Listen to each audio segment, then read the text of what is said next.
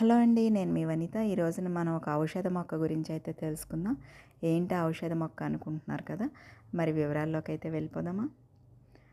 ఇక్కడ మనకు ఒక 4 పువ్వులు కనిపిస్తున్నాయి కదా! ఈ పువ్వులు మనం చూస్తున్నటువంటి ఈ ఔషధ మొక్కకి పూసిన పువ్వులు ఇవి. చెట్టు నాటినాక వచ్చినటువంటి పువ్వులు ఇవి. మొదటిసారిగా పూసిన పువ్వులు. ఈ చెట్టుని కొమ్మ ద్వారా కూడా పెంచవచ్చును. అలాగే ఈ చెట్టు యొక్క ఆకులు మందంగా, పొడవుగా, సన్నగా, కుందేలు చెవులు మాదిరిగా ఉంటాయి ఇవి. అందుకనేనేమో ఈ చెట్టుని కుందేటి చెవి ఆకు మొక్క అని పిలుస్తారు. ఈ చెట్టుని వైద్యపరంగా ఆయుర్వేద వైద్యంలో వాడుతూ ఉంటారు.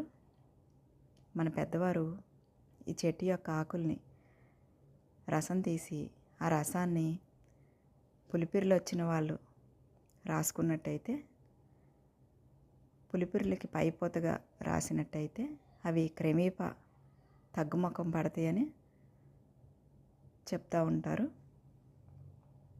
ఏదైనా వైద్యపరంగా వాడినప్పుడు అనుభవం ఉన్న పెద్దవారి దగ్గర కానీ లేదా వైద్యుల సలహా మేరకు కానీ అవి వాడుకోవటం అనేది శ్రేష్టం.